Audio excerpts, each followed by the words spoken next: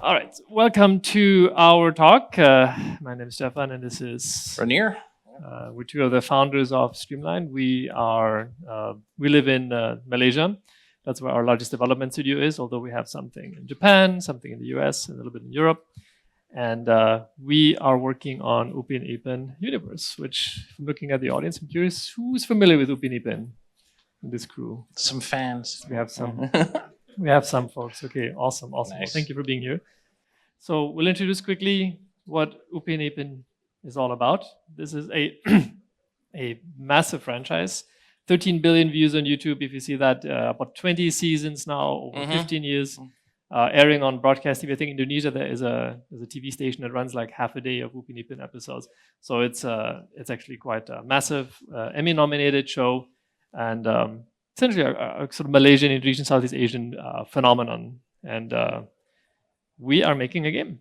We're making a game about it. It started out with just an idea to create an authentic, believable world that captures some of the essence of the show, that captures some of the heart and the spirit of the show, and really brings it into the interactive medium. Now, Let's Go Pak, our partner on this, they have made games before, smaller applications, but this was the first time they said, hey, we want something that feels really immersive and like a deep experience that really honors the show and then prepares it for sort of the next generation of where they want to take the entire property. So a high-level vision was kind of just this vibe that we're trying to capture. This is sort of like what we ended up with in sort of like the look and feel. And then the show is, the games begin to look like this. So Unreal Engine 5 production, 3 years of development, trying to capture this kind of nostalgic world that still exists in Southeast Asia. You know, some of it has been lost, and I think that is where even like we showed this to some executives in Singapore that like live in skyscrapers, but they're like, they get nostalgia. Like, yeah, they get nostalgia. They remember like, oh, back in the day, I remember, and like it's a sense of like using this high tech tool like the Unreal Engine to create something that brings people back to this kind of memory of this time of like, you know, grandma's cooking and this analog world exploring. Yeah, that scene from Ratatouille where he eats the food and then gets the flashback. Exactly, kind of hits you back into this world, and so we're trying to discover that, and you know, there's a bunch of challenges from a technical, from a design, from a product perspective, and we'll kind of go on this journey. So my part, the initial part of this presentation, is going to sort of lay some groundwork and where the product was, where the product went from a design perspective, and then we're going to lean heavy into sort of the technical side. Yeah, the last half is like open world from Switch all the way to PlayStation. So we'll start with sort of like this was sort of the high level ideas we had that we started with, and the game initially was kind of safe, was kind of like more quaint, and you know, felt more like sort of like, you know, okay, there's adventurous parts like quick time events, but very gated, very structured. You know, it didn't really feel super immersive. Like, you know, this feels old school looking, and like it's not really engaging, right? But we ended up with something that is a little more dynamic, a lot more open world, and the the dues we had to pay, the tech debt that we had to struggle through, that's what we're going to be talking a little bit.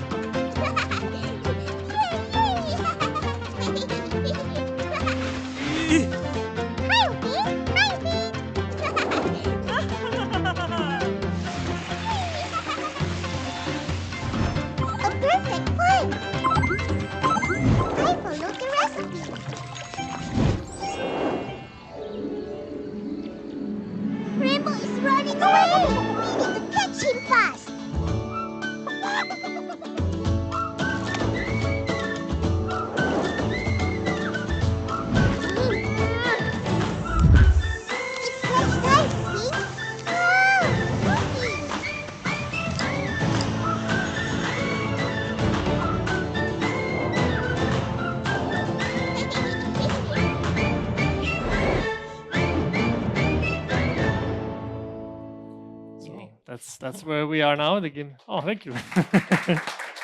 Awesome. So there's too many cameras in the room, so I'm going to skip over this next slide because it's the map and we haven't revealed it yet. So I'm quickly checking here. Okay. Okay, we made it. I think we made it through. Yeah. So this will only be coming out later this year, so we'll be safe for the presentation. But yeah, I saw that I'm getting panic. So yeah, essentially this map that we just totally saw, right, is this massive world that we ended up building by the end that is completely free form. 5 minutes into the game, you can go anywhere as a player, go into any house that is there, jump into the rivers, go have fun, go play. and find, cook dishes, discover things in the environment. And so we're going to talk a little bit about the initial framework that kind of got us there from a technical perspective. And one of the key pieces was actually choosing Lyra as the foundation for Unreal 5. That was quite useful because there's the gas aspect that I can talk a little bit about, as well as the data tables that sort of like forced through the system by using it. And in this case, we had hundreds of objects, seeds, plants, bugs, fish, recipes to collect, and all of that is handled essentially through data tables, right? Abilities are handled through data tables, and so that allowed us kind of rapidly prototype aspects of the game and still force a bit of structure in there that later on we didn't have to reintegrate that stuff because it was already kind of following the base rules. Well, we also reskinned the game pretty early on with the players, like just based off Lyra. So instead of like trying to redo everything, we're like, and like variations of certain like color palettes, everything, also data tables, right? Yeah. So that was really critical having that to just manage all of these different systems. Like in this case here, there's a kitchen. What ingredients do I need? Is it pandan, tomato, kangkung, brinjal? And then what gets consumed by the end of it, and all that essentially driven just through these data systems. Here's another example of critters. They also exist as data tables where then, how fast do they move, where do they go, how hard are they to catch essentially, what color variations they might be driving with all of that in here.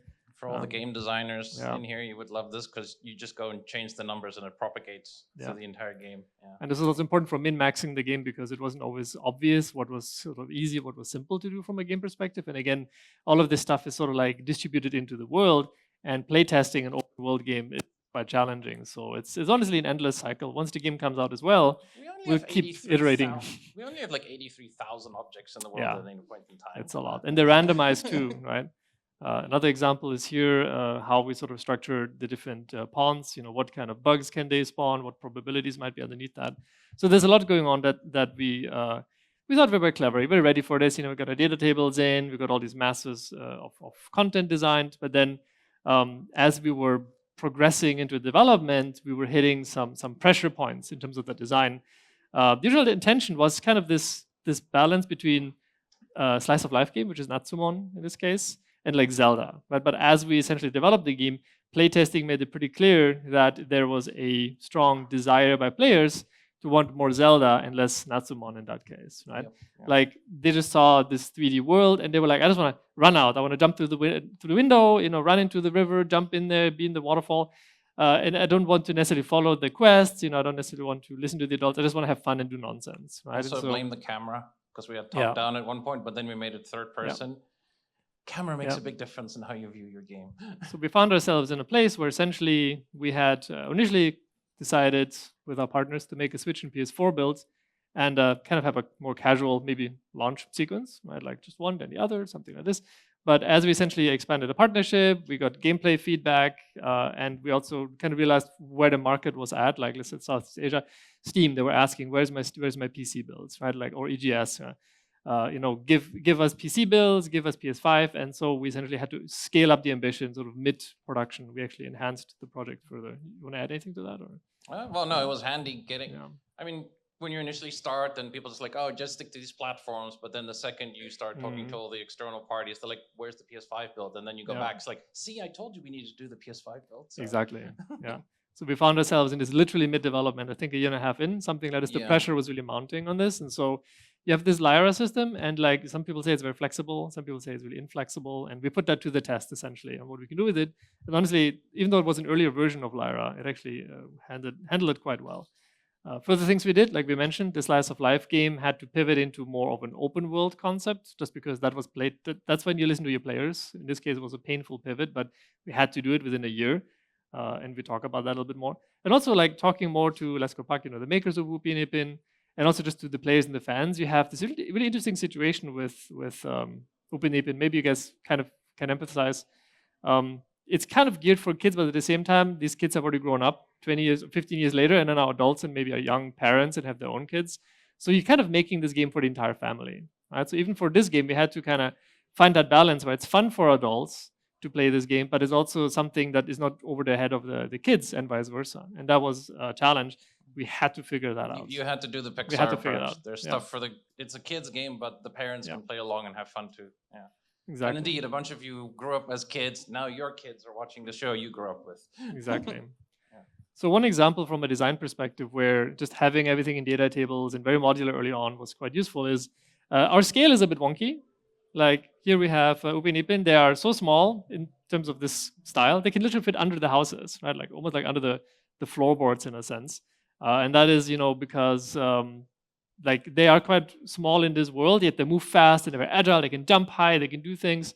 So one house is like the size of like a city block by comparison of this style, right? Because it's not realistic, because you want that feeling of massiveness of the world, right? Well, I mean, it's a simple thing. Like as a 6-year-old kid, everything is massive. Twice the size for you. Yeah. So like our town is literally 4 times the size for the kids as it would be for an adult running around. It's a city essentially, right?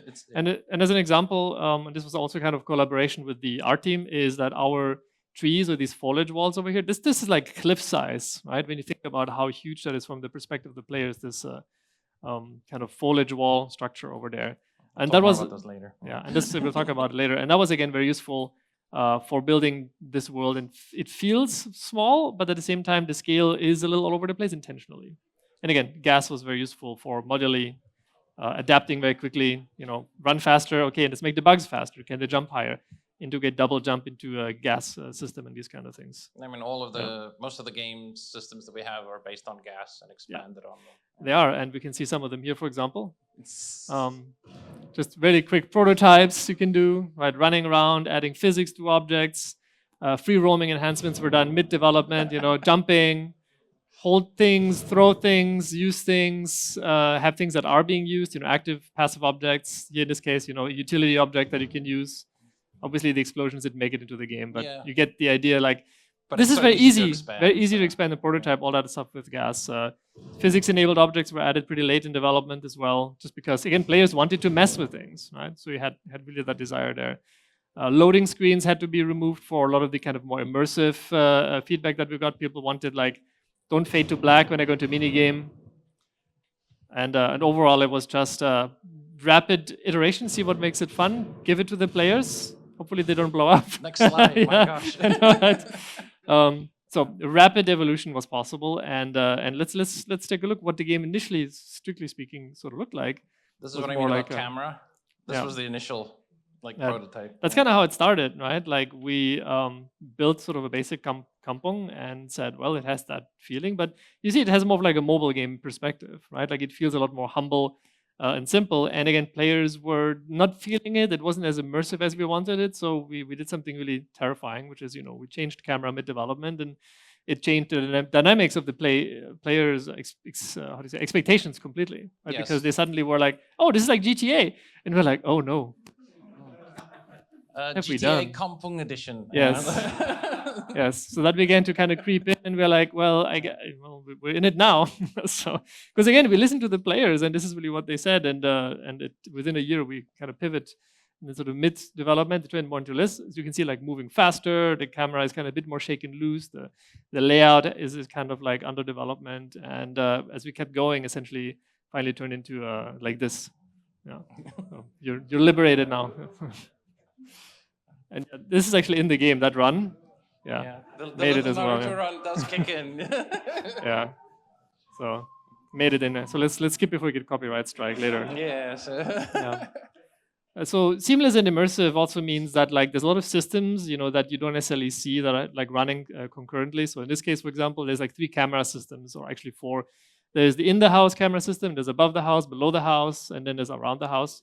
In addition to that, when you sort of turn this on, like there's something in Asia, obviously we're all familiar with, which is if you go into a house, you take off your slippers. Okay, well, how do you do that in a video game? Like we actually had to build a slipper system that tracks like what happens with slippers. Kids go into the house, slippers go off. What happens if they jump out a window? What happens with the slippers? Okay, now they don't have slippers. How do we get them back on, right? So there's essentially a gas system kind of tracks through the tagging. Otherwise, like Oppa and Kakros will be very mad at you. Yeah. So you can jump out of every window. You can jump into every window. You can trace to the inside and the outside. And sometimes they put on the slippers properly. Sometimes it just kind of magically appears or disappears. Yeah. As we sort of like seamlessly built this, right? But there's just always stuff like that going on. And again, like having gas set up for this, prototype it really quickly, implement it really quickly, made it possible for us to do that. Obviously, you don't see that when you're just looking sort of at the overall environment. Yeah, this was my comment about like there's like 80,000 like entities at any one time in the world because they're just hidden layers. Yeah. Another example of sort of seamless integration are the ponds. The ponds, yeah, there's nothing going on. It's just some water, right? But in our game, you can do fishing, but you also can do swimming. You can also do questing. You can do pickup of objects. So when you lay it all on top of it, like suddenly there's a lot going on. And because player feedback and also partners were like, we don't want loading screens. We want to kind of seamlessly go from one to the other. Gas was helpful in kind of transitioning the camera. Okay, we're now going into swimming, or we exited swimming, and now we're going to the fishing spot and all this stuff. And that is the open world nonsense we're dealing with. I think any engineer here can appreciate the pain of you architect your game to be in easily loadable chunks, and then like, can we just remove loading? You're like, huh? Like, everything gets. We went through that for like 6 months to like remove all of the gating, and now it's just you just run up to the pond, throw in your like lure, and there's fish. And like it's all just seamless now. Yeah. You do accept at one point, you take the risk of a bit of jank and you trust that the systems and that gas will kind of help you through the worst of it, which it generally does. And for example, once we implemented physics, we knew that there was going to be a certain level of nonsense. In which, when the game comes out, I'm sure there's going to be videos of it. Just embrace it at this point. If you accept that. Crashes the bike in the river and then starts to fish, that's fine. And an example of how this can go weird, like hopefully this won't be in the final game, but example when kind of gas goes weird, like you don't always know where the tags are being attached or detached, and sometimes the actors make their own decisions. So in this case, like, what's going on up there? Why are they all standing up there? All of the NPCs. Turns out that essentially the quest givers during rain decide to go back to their home station, and then something happened with the collision or something and end up on top of the house. Yeah, the interior was turned off at that distance. So and they just dropped on top. All and the so fun things. So and again, because the game has random weather, it just took us a while to find these things, and I'm sure there's going to be more in the game as we get the game into release. But yeah, essentially that meant from our perspective more QA cycles, revamping your documentation several times over and parsing the data tables. Naming convention has been a big thing. Like you get tags, but then you have duplicates of tags, or just kind of, why is this here? What is the special use case for this? Especially in like rapid development later on. I mean, we have some spawns that only show up later in the evening as well, for like bugs and frogs and stuff like that. And validating that stuff can be challenging. But yeah, what we essentially learned there is that like no well-planned DDD survives contact with the player. Like seriously. And also we've learned that 40-year-old guys are not the best game designers for kids games. You need kids to come in and play test it for you. Like you cannot take that as for granted. We have a lot of parents as game designers, so we're like, the second that your son picks up the controller, he's gonna ignore the 4 hours of like story that we did. And that was terrifying when we realized that's essentially how the game was being played. And so let's talk about this for a moment in terms of the how do we solve this? How do we find that design balance and then executed the pivot on the technical side? So essentially, this is like playtester number one. Is this guy here? This is my son. We brought in when we were like, oh shit, we have a problem. Like this is totally not working how we expected it, and we brought him in and other kids as well. They're like the first line of defense. And he's like, why is this working like that? Or like, I want to go out there. I want to do these things, right? And when they encountered barriers, they immediately were like, why can't I jump into the river? I want to do these things, right? We're like, okay, let's go. Let's do this. That was very useful to have modern players like this kid. At this time, he was 6 years old.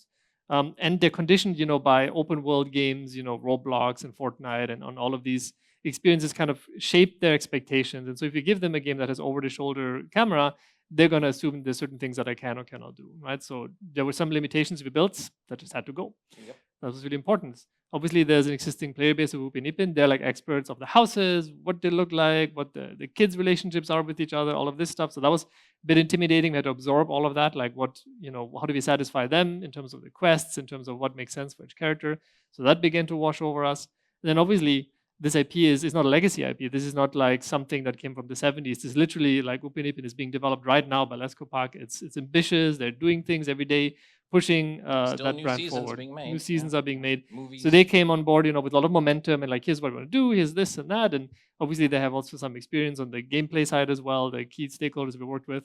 So that came in as well. And we were like, okay, so we have adults, we have kids, we have all of these different interests. How do we square this away? And one thing that really helped is being like, okay, let's just calm down the noise and look at just the personalities instead of the age groups or whatever, right? So the personas that really are in this open world game, where we have a troublemaker. What do they want to do? Well, grab grandma's chair, throw it out the window, right? Jump on the table, run out, just cause nonsense and see if maybe parents that sit on the couch give any sort of response to it. This is again what Lesko Park explained about their experience with the show. It's not for any single person, it's for the entire living room, right? Like they're making it for the community. And so there's the sense of like something silly happens in the show and grandma says something, laughs about it. So yeah, troublemakers. Collectors, they just go out and want to find everything. That's really satisfying for them. So let's satisfy that. Overachiever, all the mini games, bronze, silver, gold, they capture everything. They just get all the high scores. They want to win every race. Food perfectly. Yep. Yeah. Explorers, they just enjoy jumping, climbing, whatever they want to do. Go out there and essentially explore into the jungles and jump into rivers and just we like what's there. a lot for them as well. There's a lot of just hidden spots. Because this was this is what most players do. Like 90% of players ignore the quest and just run out because they're testing out. Like, okay, how far can I go in this game? Like, let me see how. Like, this is sort of like, okay, how real is this open world game? I want to find I'm sure there's a barrier somewhere. Like they test it and be like, fine, you want to go into the sewers? Fine, you can go into the sewers now. There you go. So it came to that level. And then story players obviously experiencing the quests that are relating to this world. And there's some... The writing team likes the story players. Yeah, exactly. And there was actually Lesko Park themselves writing a lot of that as well, which was really, really good. So that really was only possible to pivot and kind of have this realization later on because we were leveraging these kind of scalable tools from the Unreal Engine. And then we ended up essentially with just like this. Yeah, now you can grab chairs and if you really want to, there you go. You can throw them out the window. Fine. Before this, most of this was locked down. So it was literally like, all right, fine, let's just turn everything into physics objects in the room. And this is what happened. Yeah. And then that's what people will do. Like they'll toss things all over the place and stack them and throw them in the river because they can. Another thing that we added as well, related in development, is for the explorers. So we kept the center of town. Wait, no, okay, let me skip that slide for a second. Imagine we're still looking at this. You've seen the blue squares, right? The center of town there, we kept kind of like, as it is in the show, nothing too crazy. But then as you go to the outside, this is where you have like free roaming spots, and we get a bit more crazy with tree trunks, tree tops, and like exploring you didn't have to worry so much about the lore of exactly. Like we had more fun just making game. Yeah, tree houses and what's the word, adventure park type of stuff, right? Yeah. As we go forward, essentially, before we go to the technical side, you can kind of see here how the economy of the game is connected together, and this is something we'll expand, I think, post-launch into what I would call sort of the end game meta, which is looking at, okay, you can catch critters, they become lures, they're used for the fishing. The fish then go into the crafting, if you will, of cooking, of the food items. Yeah. The food items come from recipes. Let's expand that into you can sell it on the market, or you can use it for upgrading your friendships or increasing things in the world environment. Like renovating houses, repainting them, this kind of stuff. Yeah, this doesn't even have the RC car stuff in here. Oh yeah, the RC car stuff is in there as well, right? Yeah. So we essentially just learned okay, it's painful mid-development, but who tells you story? The game or your players. And for open world games, as we became one, we realized we have to follow the genre tropes and just simply execute according to that. And so we decided that, and we're like, oh, now we have to do all of this from a technical perspective. And this is where essentially Renier came in and really did a lot of heavy lifting. All right. Well, getting some backstage. Anyone that just wandered in, yes, this is more the tech part of it. So technical overview for the game. The goal initially, as you all heard, it was like Switch and PlayStation 4, and then later it was like, no, we're gonna just ship it on everything day one. And then some of the other things we're going to cover is world partition, H-LUDs, virtual textures, terrain rendering. It's a Malaysian game, so there's lots of jungle. That was a fun thing to figure out as well. Making lightings, reflections, and the whole time of day system working on Switch, PlayStation, all of them with their own limitations and bonuses is another one. And then the last part will be like materials and optimizations and indeed future improvements. Can I just... Okay, yeah, I can do it here. So, as I said, simultaneous release on all platforms. The approach was to develop for the lowest platform first from day one. So that I had the peace of mind, essentially, like the Switch should be fine, and then everything else just was nice cherry on top upgrades. Plus, it made it easier for cross-platform consistency. We did not sacrifice any game features or, honestly, world density for the Switch. The same houses, the same catching points, the same amount of crowds walking around in the town as on the Switch as well. That did limit us to not having Lumen or Nanite. We did not really plan to use it. We did end up turning on Nanite for PC and PS5 at the end, that comes with its own set of problems later. But yeah, actually there's no nanite, and we didn't use virtual shadows for any of the people here wondering what that is. Yeah. So when it comes to world partition, as I mentioned before, there's a metric ton of different entities in the game that you just don't see. And we divided the world up into multiple streaming volumes. For anyone wondering the different colors, we would take, the very center is highly divided, as you can see here. That's where all of the game logic is. And we're very aggressive with turning on and off interactive systems. Like if the fishing pond is off in the distance, it's inert. When you get close by, then it starts spawning the fish, and then just by the time you get there and make contact with it, all of the game logic turns on. So we were very aggressive with removing anything that's on tick. And this, I would highly recommend anyone to actually develop for the Switch, because it keeps you honest. Like, yeah, there's so many things that you're able to get away with on like PS4, PS5, where like you just have raw horsepower. But if you want to still pull off a lot of stuff, the Switch, like you start looking into occlusion queries and all these other things where you're really hunting for those last little bits of milliseconds. One other add-on I highly recommend for people is a mesh pack, which automatically handles, when you cook your project, anything that can be mass instanced, like static meshes, it will just it'll analyze the whole world and group and batch them for you. That saved us so much time. When it comes to virtual textures for handling memory, they're really handy, but they're good and bad. Like the second you use virtual textures on your material instruction count goes up by like 100 instructions. And it has a lot of extra shader cost. And then the other thing to also keep an eye on is if you're ever gonna do profiling and you see body setup in your profiler, and it's like really big, that means you have a lot of physics data that's on in the world that there's no reason it should be on or that big. Yeah. So LODs, let's see here. We're not using nanite. So when you're doing world partition streaming, meshes can only go down or stay in memory at the lowest LOD you have for it. So if you forget to set up an asset and it's got like 20,000 triangles as its lowest LOD, you're probably sitting there with like 5-6 megs just sitting there in memory that cannot stream out. It's the same logic with textures. The lowest map is going to be the last thing that sits there in memory if you're not using virtual textures. Let's see here. Virtual textures work best on unique assets. So something that doesn't get reused a lot in the world, it's easier to stream it out. But my recommendation to anyone is if you have assets that constantly reuse the same textures, like they repeat a lot in the world, you're better off just working with a texture atlas and just reserve that memory ahead of time. Like this thing is always going to be in memory. It's never going to stream out. And for anyone that does VFX, virtual textures are absolutely useless. Do not put them in VFX. The second you start shifting around UVs in your shaders, it invalidates the virtual texture atlases, and it has to recalculate them. Let's see here. Wait, I went up. So one thing we did use the virtual texture, but was the RVT for terrain rendering, because there's just so much rich material variation that we have in the game that we wanted to capture with like the little transitions, the fact that it can rain in the game. So we want to make sure that every material in our game can have a wet version, like waterlogged mud or wet tarmac and stuff like that. And we baked down as much as we could into the RVT. So the roads, the road lines, all of that is, if you look at this in the optimization browser, the terrain is nice and light green. So it's one of the cheapest things we have.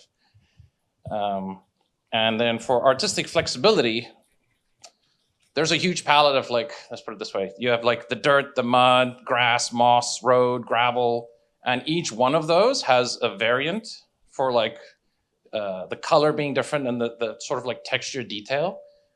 So like, accent colors. It's like paints that you're picking to work on your terrain. And here you can see it. Yeah, they all blend nicely with each other and they have a wetness state.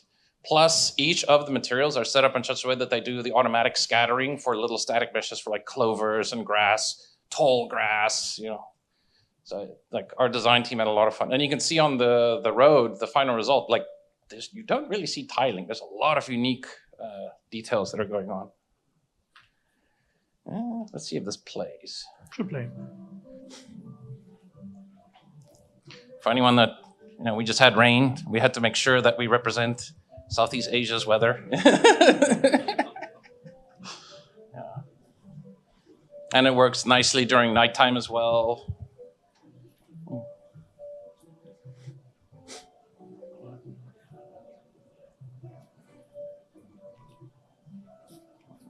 I think this one is, this is actually still PS4. I think it's PS4. Yeah, this is just running on PS4. PS4. Yeah. Because that was the benefit of starting from the Switch and PS4 is like that we optimized a lot for those and then expanded upwards from there. It was just, like I said, turning on candy as you were going up. Yeah. And this one is the nighttime version. Yeah, so you see the indicator there on the right. Essentially, those are the different time slots from morning to like lunchtime to afternoon. And like the ticking essentially through the day. So by the end of the day, the quests kind of turn off. You're supposed to go home, go to bed, and then it resets the day. Right? Like this is how we sort of like reset some of the mess that the players might be making, throwing physics all over the place. You wake up next morning, the adults cleaned up again. That's good. Everything's back where it belongs. Nothing forces you to go home at midnight, though. You can just run around at night. Yeah. As very well-behaved kids will do. Yeah. See, there's like bikes. Those are parked around the map as well for transportation. Yeah. So the kids can go on and roam around. So I hope you like the mood. This is nice and relaxing to just run around in the game. Yeah. All right, so jungle and foliage occlusion. Anyone here that has worked on dense jungles knows that it is an overdraw nightmare usually. And since I knew I wanted to have really nice thick jungle working on the Switch, I essentially approached it like cliff rocks. Like what you're seeing here is actually a solid mass that gives you the illusion that there's like this like plant layer, like dense trees grown together. And it allows you to have full foliage blocking. Like this is essentially a canyon. There's nothing like if you do go to the console and do like freeze render and you look behind it, everything is occluded. And it ensures the occlusion query culling is very aggressive. So that in any point in town, like even with level design, we made sure it's like, hey, can you put like a vis blocker here? So these are instrumental in helping with that. And on a side note, we did the same as aiming for the lowest platform. We adopted the same mindset as the devs Gorilla for Horizon Zero Dawn. You make the lowest LOD first for your trees plants, so that only from there on, it's going to look good at its lowest detail. And then you do the next 2 or 3 LODs upwards. You're just adding iterations, little bends in the tree bark and all that. Other things, obviously the trees use Pivot Painter. Like you saw in the video, the trees are blowing nicely in the wind during the rain.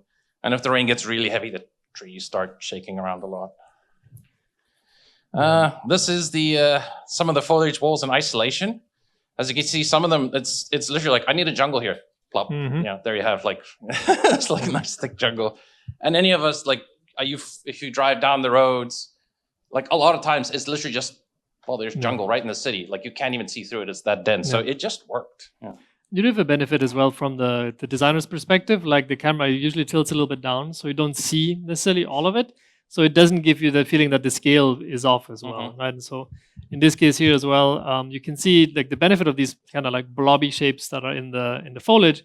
You can see the designers were able to like put scaffolding on top, and essentially we can have things happening right on top of the tree foliage and have like little hidden paths and worlds, and it feels all connected and cohesive, even though we don't see it from the ground necessarily.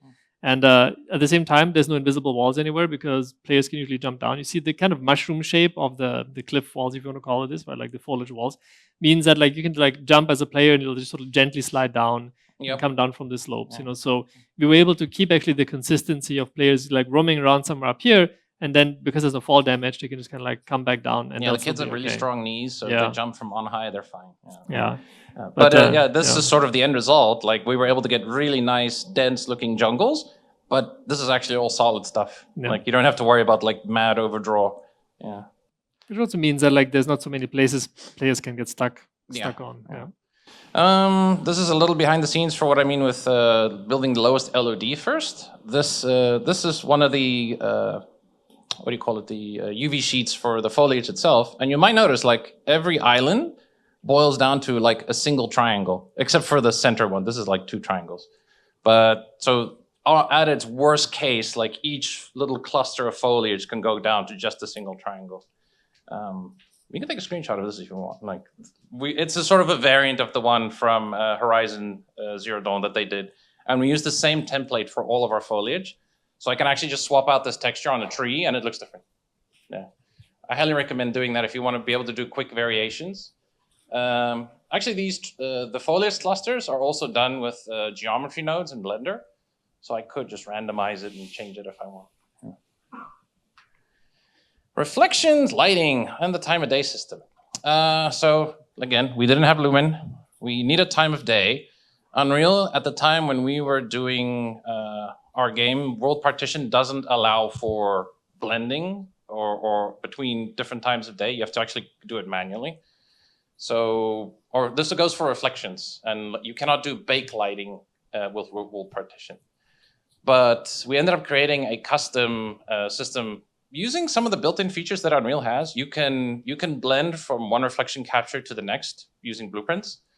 But we ended up making a blueprint utility for the 12 different times of day. Like you would place them in the world, and then like, okay, just capture, and it'll go through the different times of day, make a nice little sphere capture of the area, switch to the next one, sphere capture.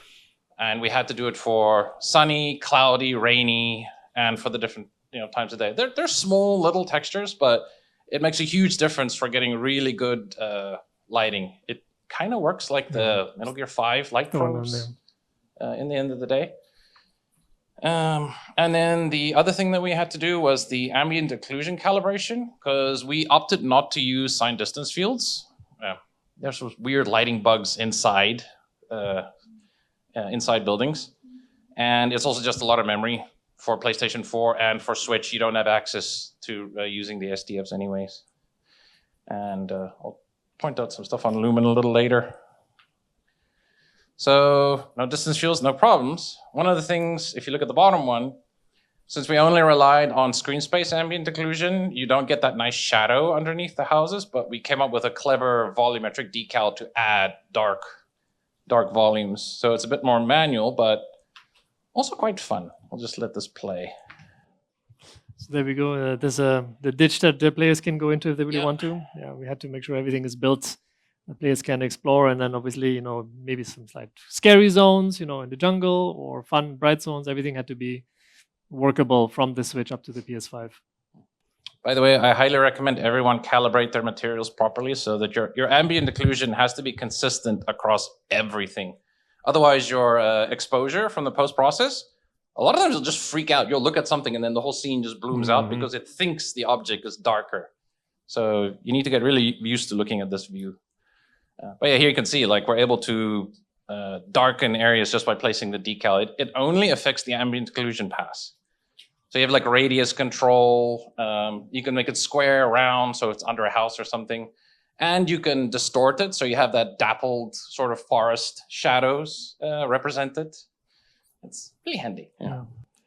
I think because of that, essentially, we were able to keep all the features, even visual parity, essentially to the Switch as well, which was, we didn't know 100% we could pull it off for some of the open world features, but we said we're going to have to really try, because we didn't want to cut things like cutting like the Vista or like open world exploration out from the Switch version. Wouldn't make any sense. So this is all on base PS4 kit. Yeah.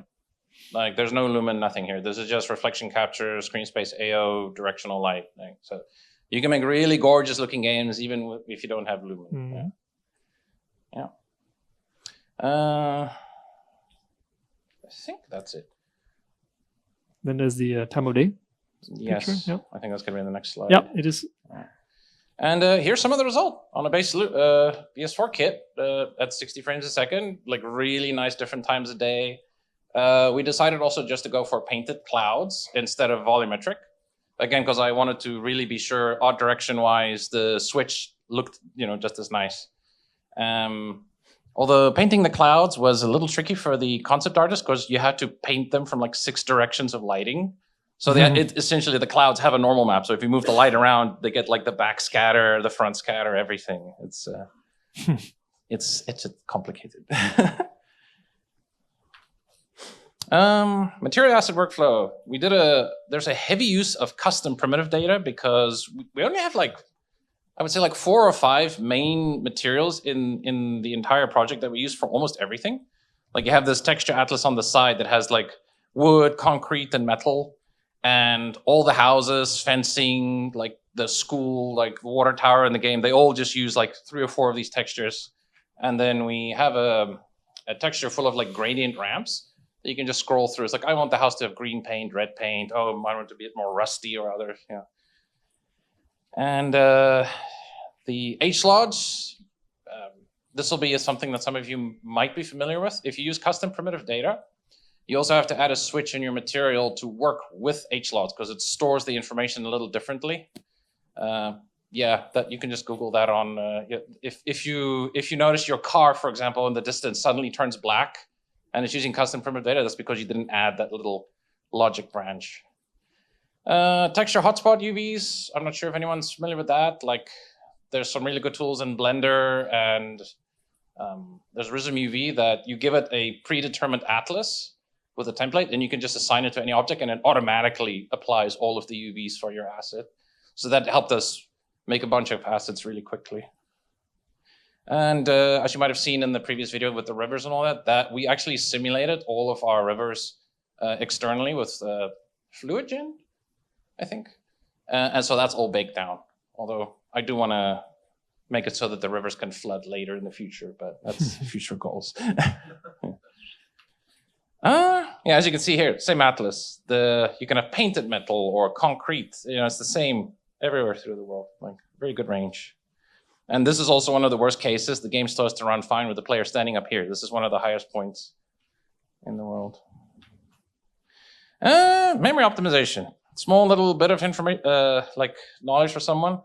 On Switch, one of your most expensive things you'll run into is occlusion calculation. How to put this? If you have lots of tiny objects that's inside a bigger object, make sure that they are not taken into account for occlusion calculation. For example, a bookshelf full of toys. By default, Unreal will still look at all of the little toys and see, do I need to use it for occlusion calculation or not? Wire fencing, thin objects, like all of that, turn it off. Like, you don't need to bother the occlusion query system with that. In the end, we actually have like a half a gig of memory free on the Switch just because we were so aggressive in the beginning. That only happened in the last 6 months, so I was kind of annoyed. It's like, God damn it. More like the last 6 weeks, but yeah. Yeah, well. Yeah, it feels like probably it. like the last 2-3 months, yes. So now, that's what I mean, like future. It's like, I can bake more stuff down and do more, And it's even better on PS4. PS4 has like a gig of memory free. PS5 has like 2.5 gigs of memory free. We'll find a way to use it at one point. Yeah, I'm gonna double the textures on PS5. Yeah. And yeah, plan to do more in the future. This is, by the way, anyone here that really wants to optimize stuff, get used to doing a full memory report printout for your project, and then just scroll through and be like the most, how would I say it? Accounting sensitive. You're like, why is this thing so expensive? Like, why do you exist? The same is for performance as well, right? Like, because of the prototyping, a lot of things were ticking like way too much, and it was. That's why I said like a lot of like optimizations. Why is this happening? Why is this happening? Why is this happening? Yeah. So there was tech that we had to pay down on that for sure. Again, why I say like, make your game for Switch. Even if you might not ship it for Switch, it's useful just to see where you have bloat that you're not aware of, because it's hidden under like the hardware, just brute forcing stuff. Future improvements. I want to make it so the rivers can go higher when it rains, because now I have memory for it. Texture refactor for the higher platforms. I can easily have us like 1 notch higher for everything. Nav mesh streaming, there's definitely room for that, because like right now the nav mesh is pretty much just in memory. Like, we do unload it for some chunks, but we can do it better. I did not cover characters in this talk at all. So maybe I'll do another one later, like later in the year. But hair can be better. I want to get that sort of like ribbon, like halo on their mouth interiors, and eyes can be improved. And maybe look at actually implementing nanite on PS5 and PC. But then I would want to make like even more detailed assets to switch to for those. I think that's it. That's it. Now we can do Q&A. The end.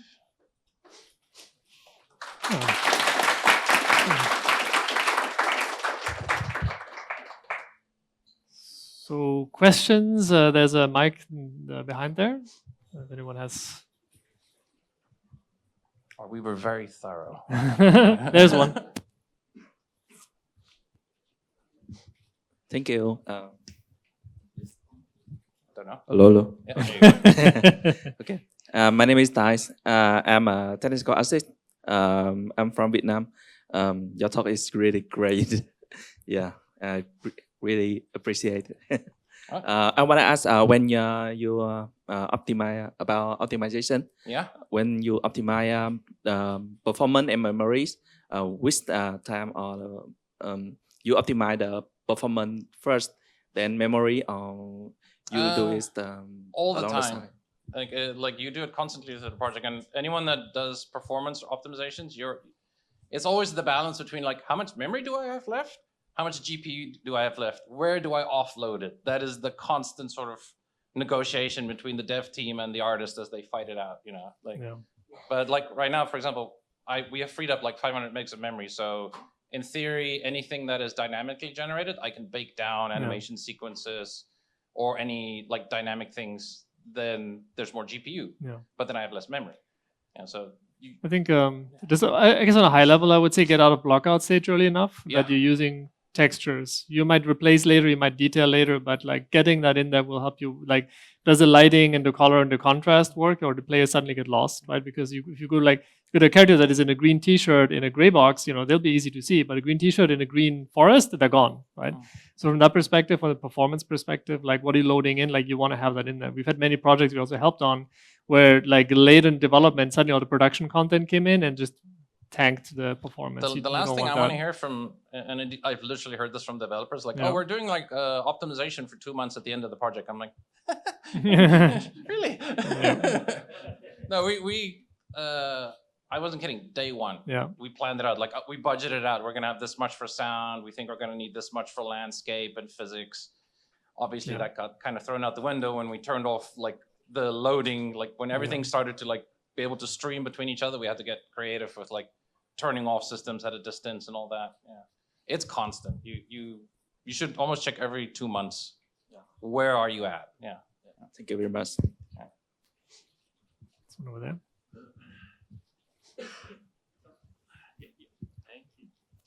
Hello. No.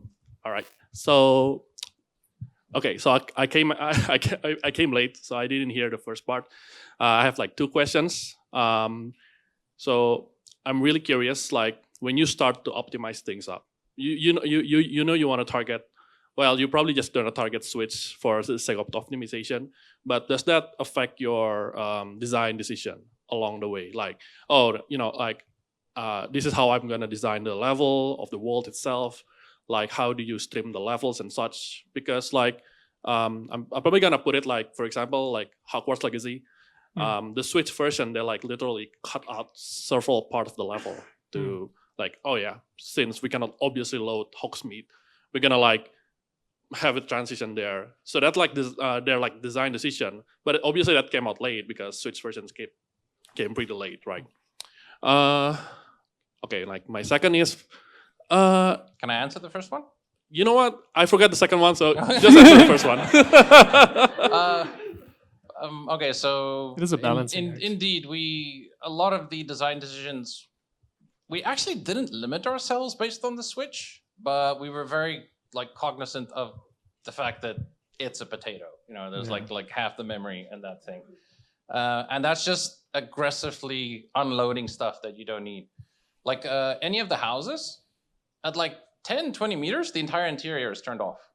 The entire house is baked down to like a single 1024 texture. Like it's really aggressive. Like you're just like, you back away and you're like, can I notice it? No, perfect. You know, Yeah. like so it's that kind of stuff. It's good to remember the screen is smaller, the resolution is less, right? So you get a bit more real estate.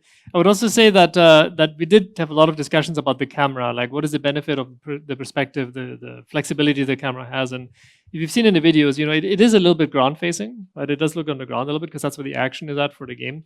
That is a huge benefit, of course, that I don't have a full camera that can like just fully swing up, right? That has helped for the Switch tremendously because I can see like down the road all the way and all the canopy and all of the landscape. So that helped us there. There's like 3 or 4 spots in the world where you can, and I'm just like, ow. Yeah, you feel it, right? Like I think the hill down, you can see a bit further, but overall that helped, right? Like if this was an FPS game perspective, it would have been probably more risky to do it for the Switch in the same way. Did you see the foliage wall stuff? No. I don't think I did. Okay, well, I'm sorry. Yeah. I'll watch the. Oh, you know what? Yeah, great. Yeah. Oh, you mean this part? Yeah, I do. This is one of the things. Like I knew I needed to run a Switch. I wanted to look good, so I planned to make as much of the world solid. Yeah. This is the type of thinking you have to do. And it also helps when you're like up in these canopies, look, because then the camera still looks downwards, right? Like, so even when you're higher up, you don't necessarily see too much of the horizon. And because of this kind of V shape, you know, it blocks up more of the visibility from above. You don't see so much on the ground. Yeah. And you don't really notice it as a player because you just feel like you explored someplace and you don't realize you're actually between a bunch of buildings where you're like hiding this world of like a jungle exploration inside of it. Yeah. So there's some trickery there. Again, like the scale difference we built in kind of helped us find that sweet spot. So with that foliage thing, right? The upper part is like missing or something? No, it's fully there. It's there, right? Yeah. So you can technically fly by up and then like... I mean, players climb onto some of them. There's like, I mean, that's a foliage wall right there. Yeah. That whole mass. Oh. Yeah. Like half the screen is the foliage walls. You just don't notice. Yeah. But within those might be little paths hidden, or like there's a way like the staircase goes on top and there's a collectible and stuff like this. Like it's possible to. I mean, for the level designers, the foliage walls work just like cliff faces and rocks for them. It's a plant ball. Or like a little overhang, and then like you just put 2 of these foliage walls together, and suddenly you have a cave. Because you got to remember, like realism is not necessarily the objective for all of that. Like players just want to roam like this, right? Like they see openings, they see contrast, they see tunnels, they see roads. That's what they're going to be gravitating to. And as long as players feel they make decisions, like you don't necessarily notice the canyons in the same way. Yeah, so like you need to be able to see these things from all angles. Yeah.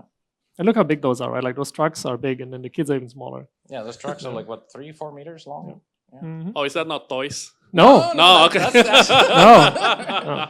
Got it. And these hold up too. Like you run close to the foliage walls, the pixel density on those are like 128 pixels per meter. So you're not usually supposed to like run up right to them, but they hold up. But to be fair, in the game, the way you experience it is more like you just feel like there's the edge where the forest begins, and then there's like maybe a path that goes into greenery, and you feel like there's a cliff inside of the green spaces, right? So you don't really see them in this view. This is like the editor view, right? Like that's again the movie magic kind of comes to play. Yeah, and this is sort of like this is you would see. Like a lot of times we had like a straight row. It's like, hey, design team, can you just add a curve little it bend for me because this area is painful on the profiler. The typical kind of like S curves. This is the type of optimizations you'll do as well. You'll add like a little bend in the road so you can have like just a little extra breathing room for those long views. Yeah. Also makes it more fun for the bikes. Yes. Yeah. Is that like alone like helps level streaming itself? Yes. Or, yeah. Load things behind it. Yeah. Right. Yeah. All right. You know what? I'm gonna ask more things later. Sure. Yeah. Okay, final question, I guess, before they kick us out. I think they're gonna kick us out. Yeah. 1, 2, 3. All good? Okay, you can follow us into the dev lounge, and we're going to be around here. Feel free to poke us. Thank you very much. Thank you, everyone. I hope you liked it.